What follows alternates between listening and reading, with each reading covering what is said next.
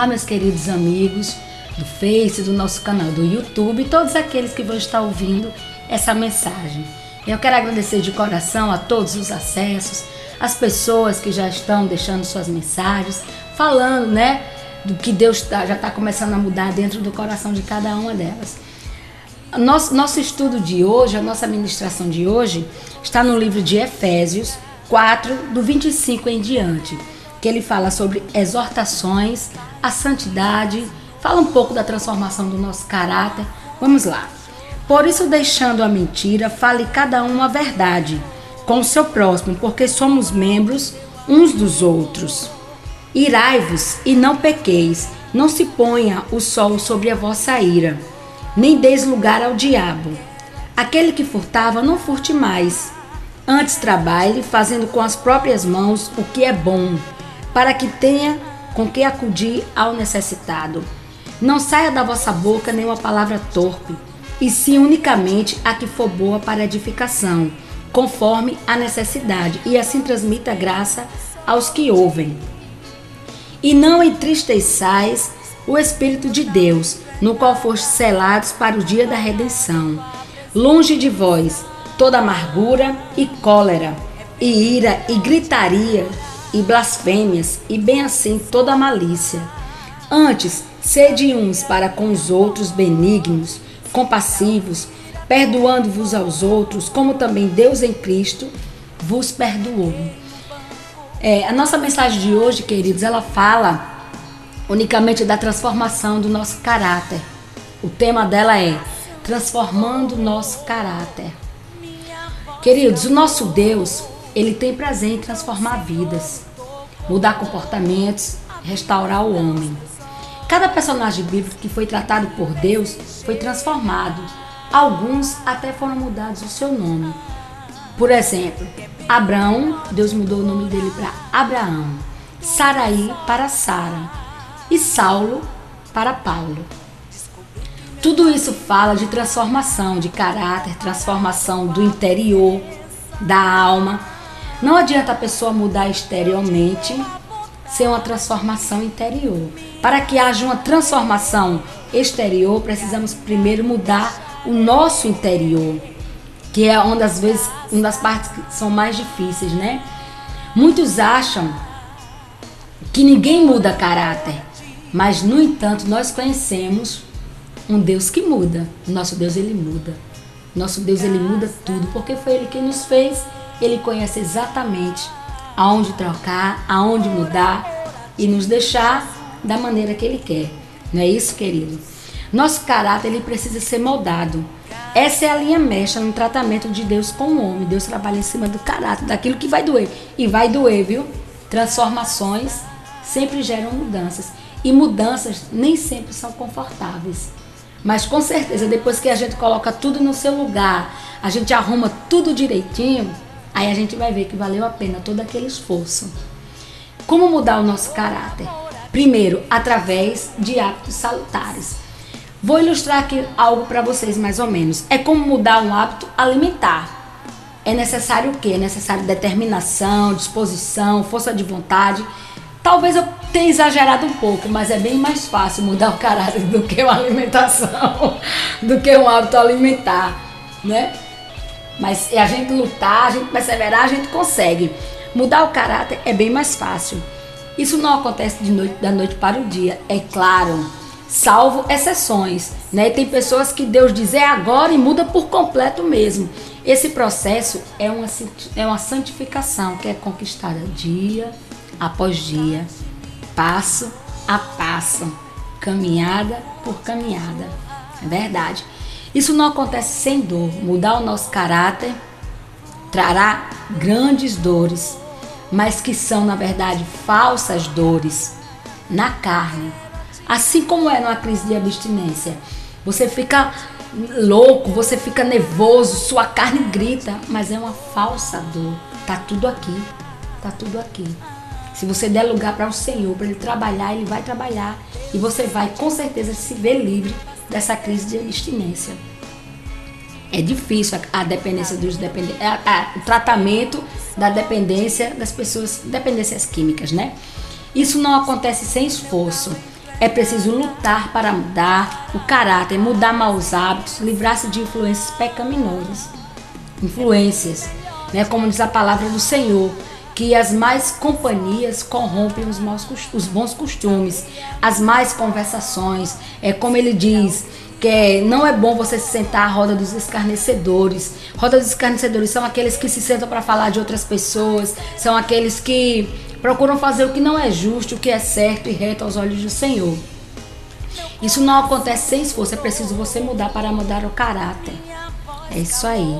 Se livrar de influências pecaminosas. Isso acontece como? Adotando-se bons hábitos. Os hábitos de um homem tornam seu caráter bem melhor. Você é aquilo que você faz. Vejamos alguns hábitos a serem adotados. Quais são os hábitos que eu devo adotar? Primeiro, oração. Uma vida de oração com Deus, ele muda muita coisa. A oração, ele é o segredo do sucesso.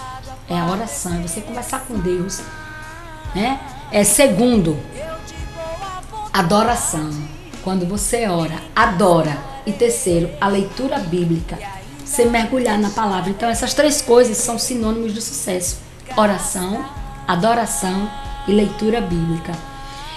Paulo, ele nos ensina bons hábitos. Ele ensina bons hábitos para nós cristãos, né? E para todos aqueles que querem realmente ser moldados dentro do seu caráter. Isso acontece como? Adotando-se bons amigos. Lá em 1 Coríntios 15:33, vai lá, dê uma conferida que você vai ver o que Paulo fala. Através de um discipulado também eficaz. Segundo, através de um discipulado eficaz. Ninguém consegue mudar o seu caráter sozinho. Você vai precisar de ajuda. E o discipulado ajudará a ter os seguintes passos.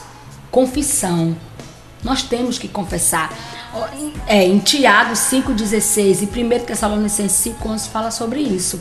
Você tem que confessar os nossos pecados, confessar as suas dores, mas não é para todo mundo. Procure a pessoa certa. Segundo, você tem que ser um modelo exemplar. Você tem que ter o padrão, esse é o padrão. Terceiro, submissão e humildade. É preciso humildade para se deixar tratar.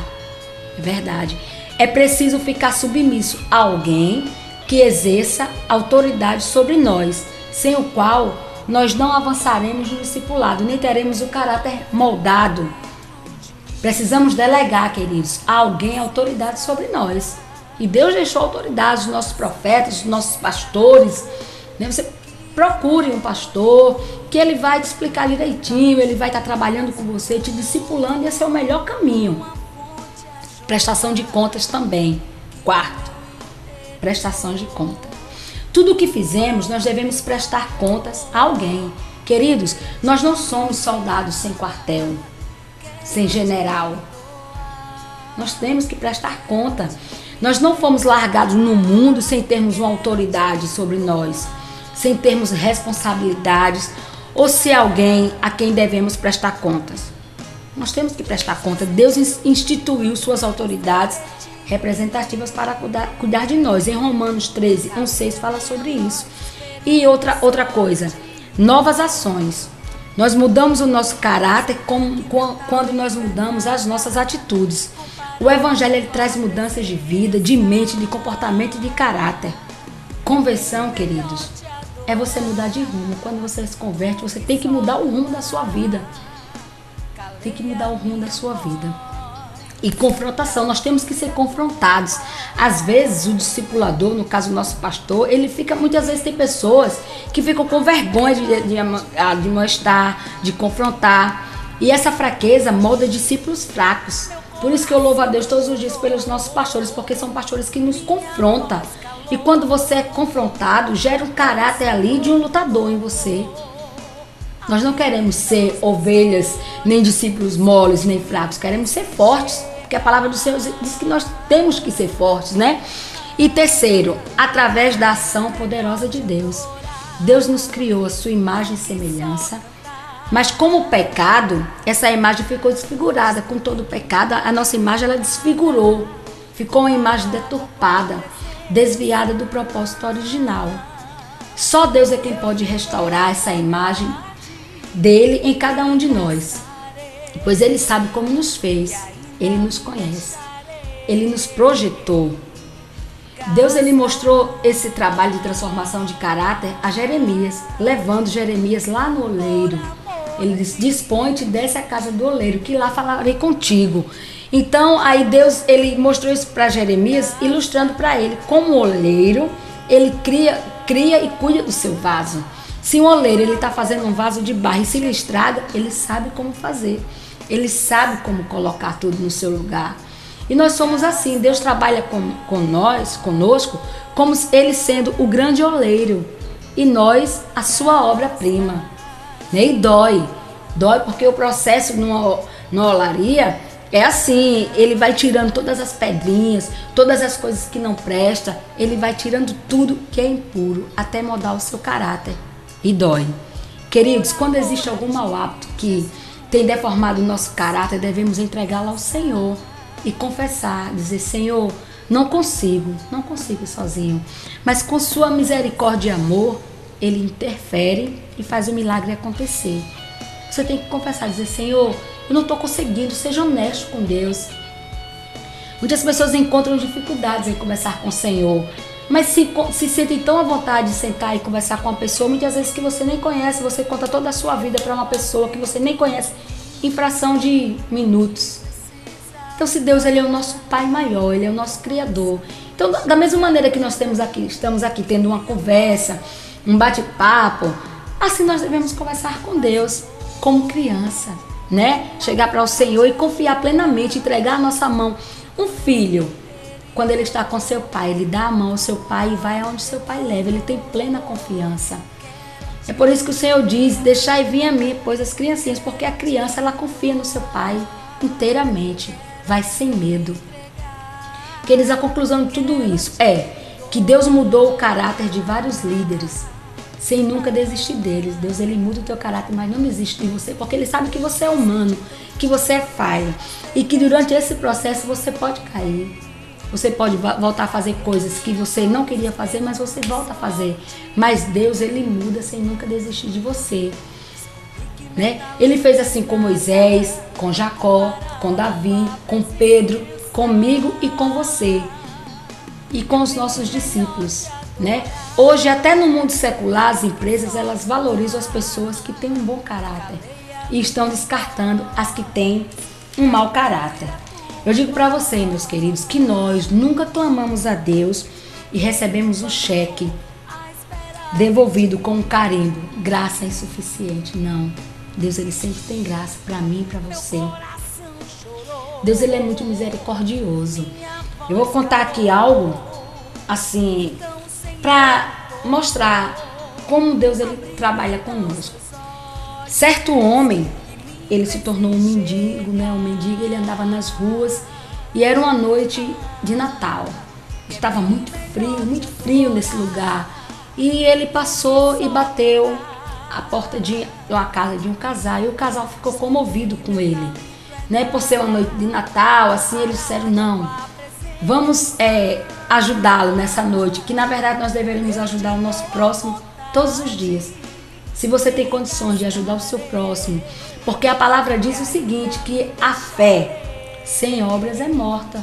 Se você vê uma pessoa, ela está com fome, você vai chegar para ela e vai dizer só: Deus te abençoe, vá na paz. Mas ela está com fome, ela quer comer. Então o certo é que você dê o pão, a alimente e fale do amor de Deus para ele. Que Deus não quer ninguém mendigando. Deus, ele sempre tem o melhor para você. E não importa a situação que eu esteja passando, que você esteja passando. Queridos, não são as situações que determinam a nossa vida, não.